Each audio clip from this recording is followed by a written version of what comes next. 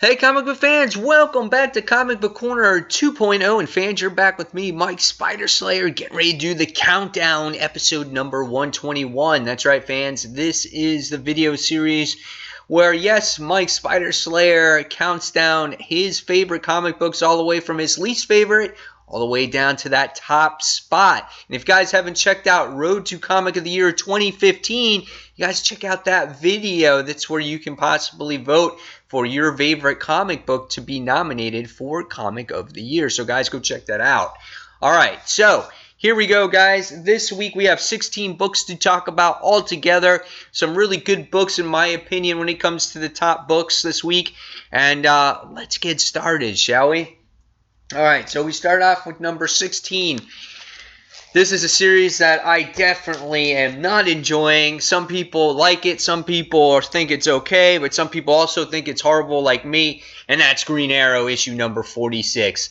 I just don't care for this story right now. I don't like the tarantula character. I don't like the setting of the story. I just don't like these skeleton-like creatures.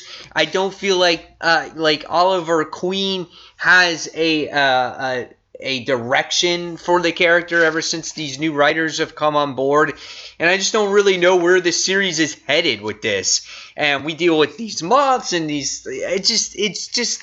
I guess what it is it's just not my acquired taste, and maybe something that I have not expected from the Green Arrow series. I must give it that. The artwork is pretty cool, and I thought it looked good, but the story itself was just, I don't know, it was kind of boring, and he feels like he's betrayed by this tarantula person, and it just wasn't for me, and I'm just not on board with this series. And I have a feeling if I read it, I'm going to read it digitally going forward. Just not my cup of tea right now. And I love the last series before that. I love Jeff Lemire's series.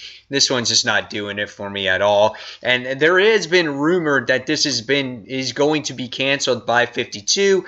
Not sure if that's true, but we'll see. You guys, let me in the comments below what you think of Green Arrow at this point. So Green Arrow for me gets a 2 out of 5 stars.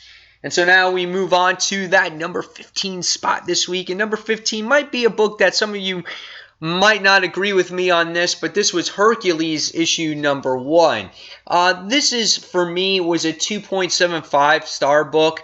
You know, a lot of it has to do with maybe what I'm into, and I'm not into huge Greek mythology, so maybe a lot of this has gone over my head when I read this actual issue. But overall, I just didn't find the story just entertaining for me. Hercules lives on top of an apartment building. He has the whole floor.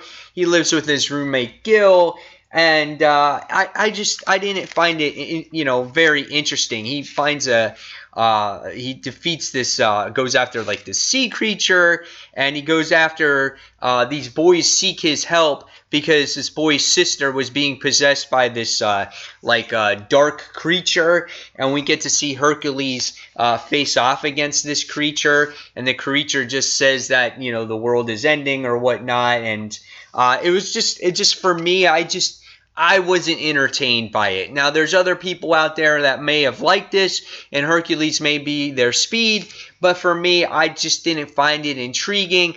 I didn't find that there was a good cliffhanger here to make me say, oh, I got to read this other book, going on to issue number 2.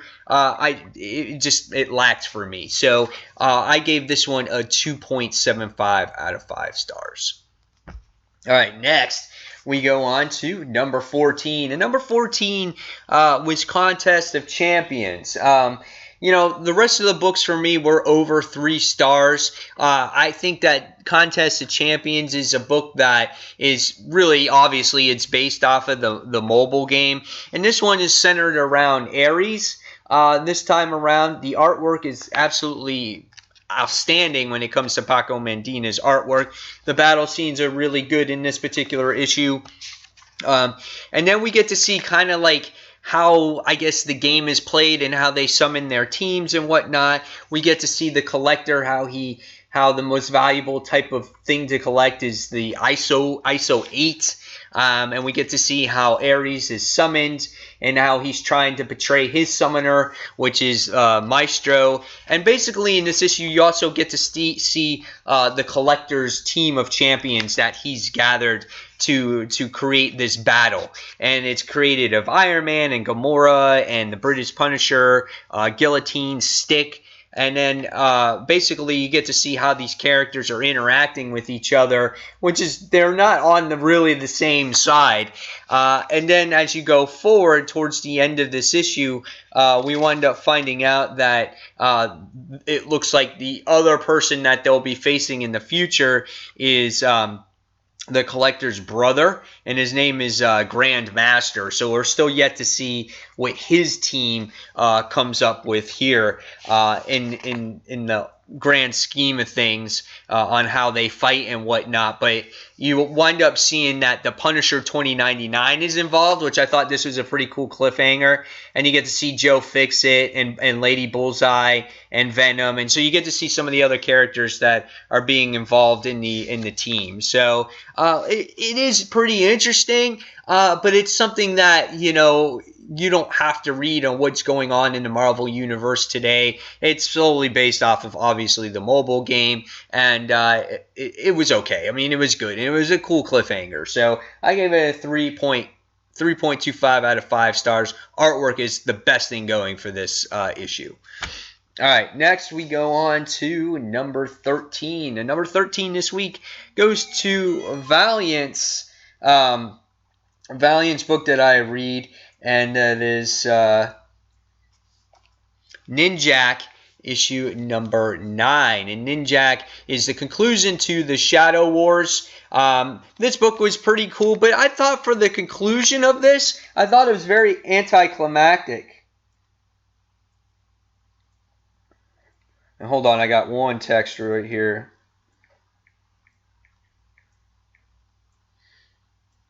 All right. So I thought this one was a little bit anticlimactic for me when it comes to Ninjak and the Shadow Wars. You find out that he has to go after the guy that has the nuke that's somehow attached to him. So if you kill him, the whole place blows up. But the battle itself, I thought, was very weak. I thought the character was very weak. He's got like these weird arms that are attached to him. He's like this, kind of like this Dr. Octopus, but his hands are like connected to his body, which was kind of weird. And but the cool thing that you got out of this issue really was more of Ninjak's history as he was a little boy, as you're learning about more of his family. If anything that you got out of that was what I got. But overall, the ending part of the story, the villain that he faced here, I just thought was lacked compared to some of the other villains. And when you look at that guy as like the main boss or whatever it is, that sound like a video game, then it kind of lacks there for me. So, but nevertheless, it was a pretty good book, and it overall was a good story arc, and it has me reading this series going forward. So I gotta give Ninjak a 3.25 out of 5 stars. All right. Next we go on to number 12, and number 12 is Green Lantern, issue number 46. This book has to do with Hal Jordan now does battle against Black Hand, and he has to get him to the Source Wall to make the Source Wall whole again. We wind up seeing an unlikely team up in this issue with Relic here, and Hal Jordan trying to get the Source Wall complete. We all, you kind of have to have the Source Wall complete because things are not going to go right in the galaxy. And it was cool seeing these two kind of team up together. Billy Tan has great artwork in this series. I must say that it's a great book to look at. I liked Relic's face. I love the detail going into it. I love Black Hand in this. Black Hand's always a cool villain. He's one of the most notorious villains here for the character. But you know, this was good, and I love seeing the kind of the supporting cast for Green Lantern.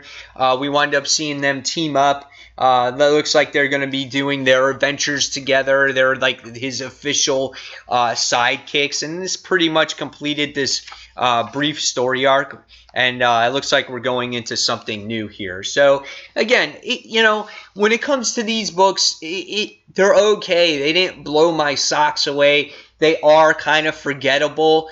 Just doesn't stand out compared to the other books. So you know, same thing here. What do I give this one? A 3.5 out of 5 stars. I thought, you know, the story was okay. It was a decent story arc, but the artwork stood out for me on this one. All right, next we go on to number 11, and number 11 is Deadpool issue number 1. I thought this was a really funny introduction to the new Deadpool series. We kind of don't know how Deadpool has come back. We don't know a lot of things that has happened in the Marvel Universe. We obviously know that it's only 8 months later, and you know, I would love to see how these characters make their return, and hopefully we'll find that out with Secret Wars. But we find out that the funny thing is that Deadpool comes up with these new cast of heroes to go throughout the city, almost like what Peter's doing with Spider-Man, and he has like Deadpool heroes for hire, which I thought is hysterical. And there are all these different types of maybe ex-villains or whatnot, or people that are desperate for money in here. And it's funny how you get to see the White Fox for the second time in a comic series this month, which I thought was interesting. But they show up everywhere, all these Deadpools, which is hysterical. And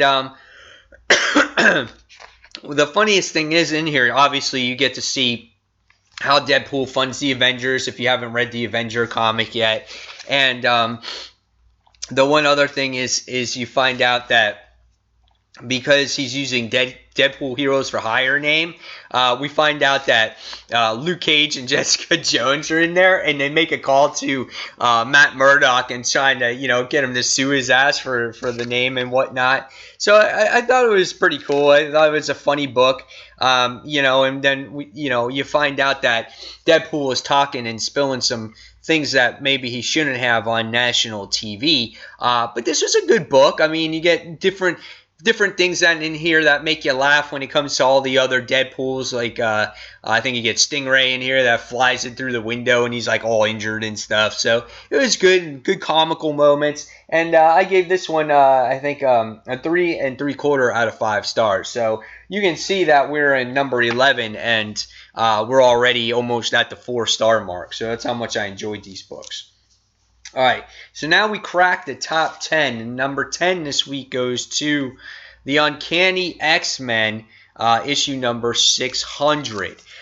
This book was okay, but when I think of Uncanny X-Men issue number 600, I kind of felt like paying more of a tribute to the actual X-Men themselves. And this was really Michael Bendis's conclusion to his run. Just, you know, finishing up all the loose ends that he's written that needed fixing or needed completion before the new writer comes. And that's basically what this was. You basically get moments in here when it comes to Bobby and his status about being gay. You wind up having some other instances when it comes to Cyclops or Jean Grey and things like that. The main part of the story also was Storm and the other X-Men calling out Beast, how he's been out of line, doing things without the X-Men's permission, or, you know, just going and doing things that he wasn't supposed to do. And what's it called? Beast gets upset at the whole situation and winds up packing his bags and leaving. Now, there was one good instance in here where the X-Men do all come together and they have almost like a moment of silence, and this is kind of what Professor X always dreamed of, is everyone working together in this one instance, and there was one good moment in here. But you know, it was good, but it just I expected something more, something a little bit different, not hey, this is Brian Michael Bendis' conclusion to Uncanny X-Men. I wanted them to play tribute more to the X-Men, have separate stories or something like that, maybe focus on certain characters. I don't know, but this was more of a Brian Michael Bendis story than anything. So it was cool to see the different artists in here. It really didn't deter the book that much. Maybe a couple pages did, but it was cool to see it. And you know, I give this one 3 3/4 out of 5 stars. It was good, but I expected something a little bit more from issue 600, you know, and the book was $6 too. So, again, 3 3/4 stars for me. All right. So next we go forward and we go on to number 9. Number 9 goes to Paper Girls issue number 2. I gave this book this week 4 out of 5 stars. This was a good book. It was well written. However, I felt like it didn't progress the story that much. Last issue, you wound up getting to find out that the girls got thrusted into some weird, I guess you want to say, anti-dimensional time warp type of thing. You're still not sure what that is in this issue because, you know, she picks up an Apple product or whatever it is, and it looks like you know, like I don't know, like what is it, a nano or nano? I don't even know what the hell I'm saying. I can't think of it offhand, but what's it called? And you trying to find out what's going on, and all you see is like monsters flying around. The girls are confused, and I feel like that's what they're trying to do here for the reader, is making the reader that much more confused. The cool thing is in this issue is there's a lot more 80 references. They talk about the movie The Mask. They have a kid that's wearing a Guns N' Roses Appetite for Destruction t-shirt, which I thought was really cool in here. The 80s stuff is thrown right at your face. Star Trek 4, just all kinds of stuff in here that if you were raised in the 80s, you're going to get all that stuff. Siskel and Ebert was mentioned in here. So I thought that was really neat. But again, they're into this weird world. They don't know what's going on. And this really didn't progress the story. You just come across Mackenzie's stepmom, how she feels that this is the end of the world. And she winds up blowing her brains out at the end of this issue, which was insane. And you can feel that that's a very dramatic effect for these girls. Not as strong, I felt, as the first issue because it's just, I want to see progression in the story. And I really didn't feel we got that here. They're just letting the reader on, saying, okay, you're in this weird world, we're going to keep you guessing some more. So nevertheless, though, it was a good read, and I gave this one a 4 out of 5 stars. All right, next we go on to another Brian K. Vaughan book this week, and that was We Stand on Guard. This was issue number 8. This was position number 8, issue number 5, as we finally come across that Mackenzie and Thomas, who was the missing brother, finding out if he was alive, you know, the brother with Amber in this book, they wind up meeting together here. And we wind up finding out, obviously, they're battling over the water. We wind up seeing that Amber and the other rebels here are trying to escape the United States. And they use the weapons that they have I guess, acquired from, you know, attacking the United States military to try to go after the United States. And we get to see some crazy stuff happen in this issue. I mean, it gets real bloody. It gets real gory. People get, you know, chopped in half. Just some crazy stuff that happens in this issue.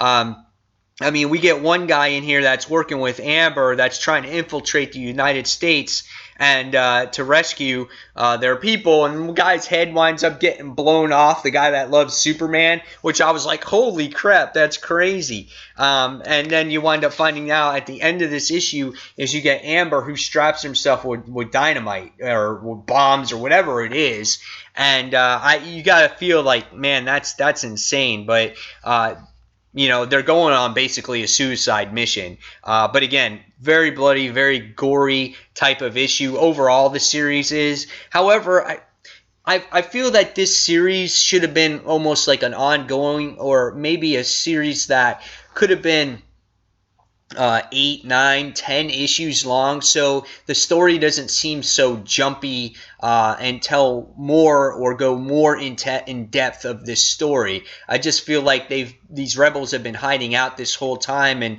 now that they have acquired these couple of vehicles, that okay, now we got to take a chance and go after them and try to save the day type of thing. And I just felt like maybe this story should have been told longer. It's kind of jumpy for me, but nevertheless, it's an entertaining read, and I gave this one a 4 out of 5 stars as well. All right, next we go on to NumberSeven. NumberSeven is a series that doesn't ever really disappoint, and that is Star Wars issue number 11. And this book pisses me off. I think I give half a star off for this cover, because I always do this. I'm looking for Star Wars to be up top, so when I read it, I'm like, oh, it's upside down. I'm like, it puts stress in my brain that I really don't need. So Jason Aaron doing a great job, very consistent with this book. We find out that Chewbacca and C-3PO are obviously working together to try to go and rescue Luke Skywalker. A bounty hunter goes after them, and you get to see this cool battle between Chewbacca and this bounty hunter, and it's just awesome. And we wind up seeing Luke Skywalker go with the Hutt here. What his name is? He's some weird. I always forget his name. That's this Hutt's name. It was this. We'll just call him Jabba. This version of Jabba, that collects all kinds of Jedi relics and things like that, puts Skywalker into battle, and he says, once you die, it's going to be the greatest event ever, the last of the Jedi to die in the arena. And we get to see him do this crazy battle against this crazy creature, and it was just really awesome to see this battle. We finally find out the truth if Han Solo is actually married to this Sena girl. So you find out the story behind that. You gotta love Amanan's artwork. He really captures the characters that we know from the movie, their expressions, which I thought was really nice. And again, the Chewbacca and the bounty hunter scene was just absolutely phenomenal. Really loved it. And overall, it was a very entertaining book to read. And I love Star Wars. This series has been great. And I'm going to give this one a 4.25 out of 5 stars. All right. Next, we go on to NumberSix. And NumberSix goes to Batman and Robin Eternal, issue number 5. This book is solid. This would probably be my top 5 if I wasn't so conflicting with my top 5 this week. It was very hard for me to make a top 5, top 3. Very difficult. But this book here is, we find out that the orphan is in this particular church, and we find out some history that he has with Cassandra back when Grayson and Batman were working together. And then we also find out in this issue that Grayson goes back to his parents' house and is trying to get questions, posing as like this solicitor or whatnot. And then what happens is you wind up seeing Poppy makes her appearance, and all hell breaks loose in the actual issue when it comes to Poppy and Grayson and him trying to protect his parents. His parents go into like a safe room, which was pretty cool, and it was pretty interesting. And by the time you wind up getting, it wasn't Grayson. Grayson was going into Tim Drake's parents' house. Sorry about that. That was a complete mistake. There's just so many Robins in here, you get confused. So he's just trying to protect Drake's parents, but he's trying to find out questions to see if they're possessed by the mother and whatnot. Some crazy stuff happens in this issue when it comes to Cassandra, an orphan chopping off his hand. It was just insane. But when Tim actually makes his appearance and he tells Grayson, he's like, I'm just trying to protect my parents, trying not to have them involved in this. You find out that there were some really heated words here with this whole situation. And you find out that Tim Drake clocks Grayson right in the face at the end. And we know that Drake is possessed by Mother. He kind of just walks away at this situation. So cool cliffhanger here. And I kind of understand for Tim Drake, you know, wanting to protect his parents and leaving his parents out of this whole situation.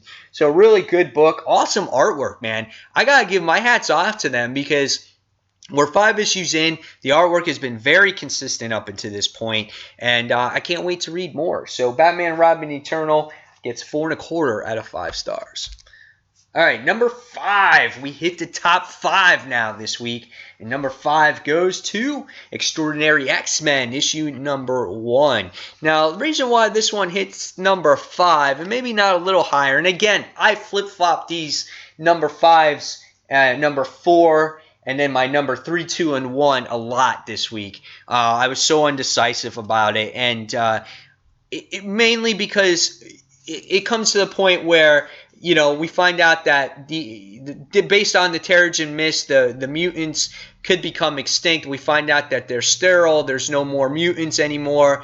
And we've seen this story before. You know, we've heard that there's been extinction. There's been no more mutants. There's no more around. We've read all that before. But the execution on how this story was written and the way the characters were acting and the artwork in this book and the pacing of the book was all very well done. And I love Humberto Ramos's art. I think Storm looks great. The facial expressions look good. And we get a reintroduction of this team, and I think I'm going to like this team, and that's why I like this book. And we get to see where everyone is and how they get back together and how Storm feels that it's time to fight back, and I thought that was really cool. So, I mean, you get to see what Magic is doing at this point, and you got to love the colors in this book. And, again, beautiful book to look at. We wind up finding out that we meet up with Jean Grey, how they go with Jean Grey in this book and try to persuade her to come back to the X-Men. And if you read the previous X-Men book, you're going to kind of know her story. Colossus, how he's been out on his own and trying to get him back. So you get to see the interactions between him and his sister. And I thought that was really cool, you know, how to not be some farm boy, but to fight back. And the other thing is you get to see Nightcrawler in this book and see how he gets recruited. And there's a lot of cool elements. But the coolest element in here was seeing Old Man Logan, him come back. He fights against this Sentinel here. And it was cool to see Old Man Logan drawn like a comic book. You know, not some like shadowed, painted like character that you read in Old Man Logan. And this was a really cool picture to see here. And I was like, wow, that's really awesome. And it's cool to see Logan like that, you know. Yeah, he's a little bit older, but he's still the Wolverine that you know he's going to have that personality. And I thought it was really cool. So overall, this was an awesome book. I really enjoyed it. One of the other things is if you haven't read previous X-Men titles, you might be a little bit lost on where, you know, what was going on with young Jean Grey and whatnot. So that's what makes this not really technically all new, all different, because you got to kind of know what really went on in the previous volume. So nevertheless, great book. We've seen the story kind of before, but I love how the roster has come together here. And I think I'm going to really enjoy this series. And this got 4.5 out of 5 stars for me. All right. Next, we go on to number 4. And number 4 this week goes to a quite different book. You might want to think that this could have been an independent book. And this was The Vision, issue number 1. This is something that you completely never would think that this Vision book would be about this. You're like, oh, the Vision, how can he hold his own series? What is he going to be, like Batman, Superman? He's going to go on his own adventures and blah, blah, blah.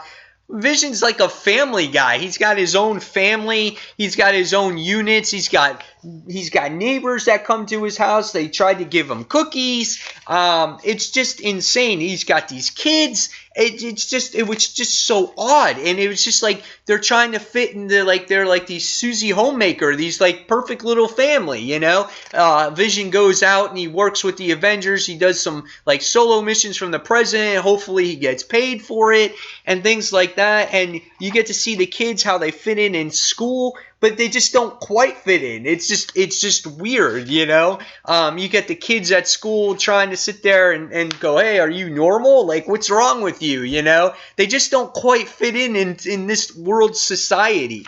And as the issue progresses and Vision goes out onto an adventure, you wind up seeing that the family winds up getting attacked by Green Reaper or Reaper. And I thought the artwork in this book was just a little bit dark and a little bit toned, and it's like you're not quite there. You're a little bit distant from what's going on. It's just weird, you know. It just doesn't. It's just odd. It's just a weird book. That's all I can say. It's science fiction like. You see the Vision's wife, she winds up going after her and kills the Grim Reaper, and you just get the daughter who gets stabbed in the chest, and she's just lying on the ground, and she's like, mother, mother, mother, like a malfunctioning robot. It's just an odd book, but at the same time, it has me intrigued and I want to read more because this just felt like an independent book and something that I've never seen from Marvel before. So my hat's off for them for doing something different and going all out here with the character. This makes you want to maybe read the character more or read about his family, but it's just like it's kind of hard to relate because they're not really emotional. There's no emotion to these guys, you know? They're just like cookies, garbage. They must talk to each other like, hey, how you doing today? Oh, I'm doing good. Did you have a good day at school, Viv? Yeah, I did, Mom, I did. And it's just like, there's got to be like no emotion. It's just so weird, you know? So, I don't know. It's hard to relate to robots, so it's weird. But it's a good book. I really liked it. So, I gave it 4.5 out of 5 stars. All right. Top 3. Number 3. And number 3 goes to, and I flip-flopped these all week, and that's why I was dreading to do this countdown this week, because I didn't know what I was going to do, but it comes to Invincible Iron Man, issue number 3. This book was really cool. We get to see Madame Mask doing battle against Tony. Dave Marquez' artwork continues to be outstanding in this book, and we find out that, you know, Tony winds up going to his new girlfriend's house, and I keep forgetting the chick's name. I know it's here in the beginning. Hopefully I can find it. But he goes to his girlfriend's to his girlfriend's house, and where is it? Amara is her name. And he winds up talking to her, and he tells her how he feels. And he didn't want to go to the Avengers, which I thought was cool character moments in this book because he feels like that the heroes always have one up on Tony. So he wanted to hear it and talk to it just from a human standpoint, you know, and get her opinion on certain things, which was really cool. They shared a good moment with each other. It looks like they're going to be dating, that they'll be in a match with each other. And then when Tony gets a call from Doctor Strange, he goes and heads out to Doctor Strange's house and tries to find out what's going on with Madame Mask. And the interactions, again, with these two characters were great. I would call this the panel of the week, where he's trying to get Doctor Strange to give him a high five. He's like, come on, man, come on. He's just like, I told you would never do that again. He's like, you can do it. And Doctor Strange like looks away, and he's like, I hate you. And he's like, awesome, facial hair bros, you know, because they got the same mustache. I think that was really cool, a real funny moment. You get to see the armor do a little bit more. It's got stealth armor in here. And you find out that Madame Mask leads him on this little chase and obviously leaves a message for him, says that you're not going to be successful. For some reason, we're attracted to each other and blah, blah, blah. So I thought this was a cool issue. I can't wait for this one, though, where Mary Jane pops in.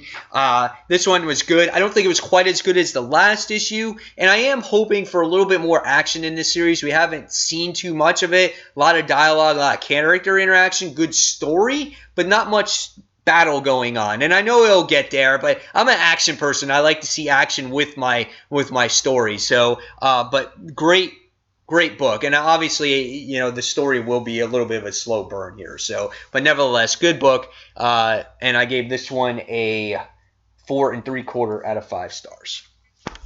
All right, next we go on to number 2. And number 2 goes to Nova, issue number 1. I like this book. Father-son element. You know, my father's really not around, and I don't get to talk and I don't get to share those moments with my dad. And so that's why this book really hits home for me, because you really do get to see Sam Alexander interact with his dad in this book. He's happy that his dad is back. We spent the last volume with him searching for his father. You get to see them do missions in here together. We find out that Sam's dad, Jesse, his helmet was malfunctioning, and he had a helmet before he was with the Black Nova Corps, so that's why they got two helmets there. And we get to see good character interactions with the parents. The book continues to be grounded a little bit, not always in space, which you can appreciate. And you find out that something's going on with like these earthquakes or whatnot, and Sam's dad winds up working in a mine, and something happens where it becomes like this abyss, or they go down this black hole. And what happens is at the end of this book is that you think because of this abyss or something happens that his father is possessed.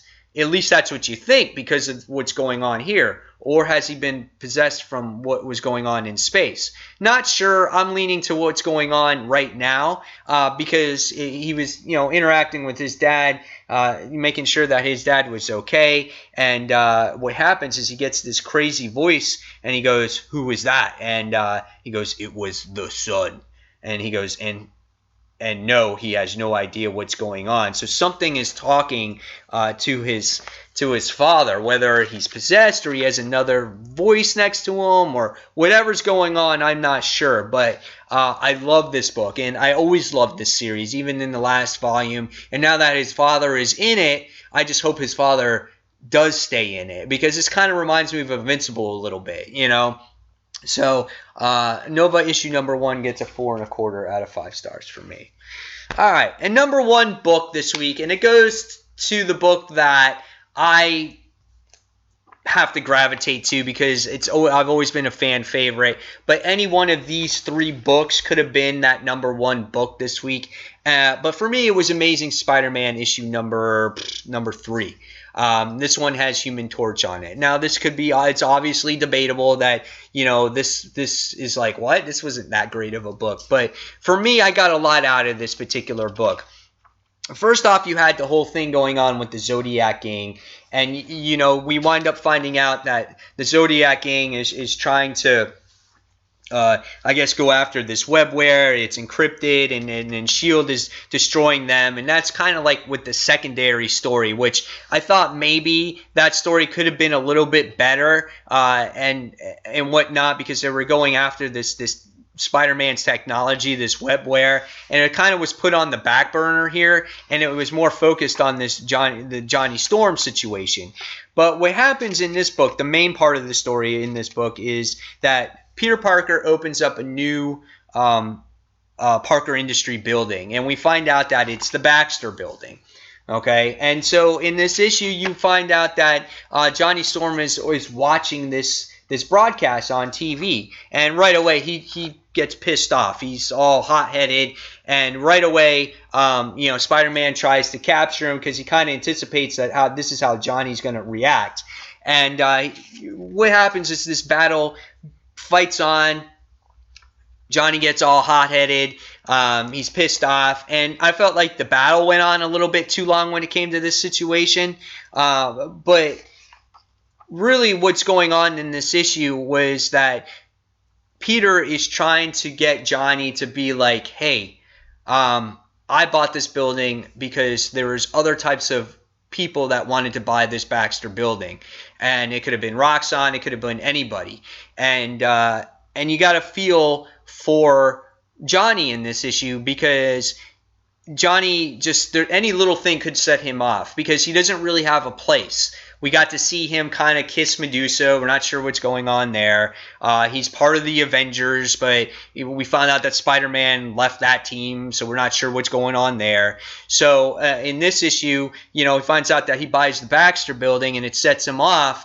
And Johnny doesn't have a spot, I feel like. His best friend, Ben Grimm, winds up leaving him, goes to the Guardians of the Galaxy. We're not sure what happened to Sue and Reed, so his sister's gone, his brother-in-law is gone, and so there's no Fantastic Four anymore. So when he sees his building that he practically lived in all his life, he's pissed off. And even when Spider-Man says, hey, I built all these cars, and he's like, and you didn't call me, you got to look at it as, hey, what, now my best friend is no longer with me either? You know, so that's why he got so hot-headed and everything. And when you get to the end of this issue, you wind up finding out that the Fantastic Four statue is right in the entrance. Now, you could say that it may be a little bit cheesy, but at the same time, you got to look at it, and this was Marvel saying to its readers out there going, hey, the Fantastic Four will never be forgotten. They will always be part of the Marvel Universe, and they will always be welcome back. So this is just Marvel saying, hey, Fantastic Four, they'll be back for you people that are looking for them. So, and they just put that out in a Spider-Man issue because the person that is closest to the Fantastic Four is who? Is Peter Parker. One of the first characters that, you know, that Peter became friends with that was in the Marvel Universe was the Human Torch. So it was very fitting in a way for the Human Torch to be in this issue and to interact. So that's what I got out of this issue, and that's what I appreciated. That's what they did. So I got a lot out of this one. The cool cliffhanger at the end of this book is not only do we get to see Harry Osborn back in the mix of things, working with Peter in here, but we also wind up finding out that Norman Osborn is back. And what's his role in everything. So I'm not sure what's going on, but this is another major villain that's been dropped in front of our face. And I really got excited about this because we haven't seen this since, I think, the end of Superior Spider-Man, where you had the Green Goblin run away, and we were never sure who the Green Goblin really was, and to this day. So Norman Osborn making an appearance back. I mean, we got the Rhino. We have Dr. Octopus. There's just a lot of things that are building in this series, and I think that it's going to be really good. The Zodiac thing was a little bit weak for me. I liked the characters, but I thought the story was kind of pushed off to the side, and that's why this book didn't get that perfect 5 out of 5 stars for me. But overall, I did like the Johnny Storm and the Thing. These guys are like brothers, you know, and it's very important that they have a good relationship here. So that's why that book got #1 pick of the week. So there you have it, guys. You've seen the worst, you've seen the best, and you've seen all the other stuff in between. Now, guys, leave me your comments below what your #1 pick was. What your least favorite pick of the week was. And fans, as always, thank you for watching Comic Book Corner 2.0. And until that next comic book review, this is Mike Spider Slayer signing off. And thanks for watching, fans. Take care. Bye.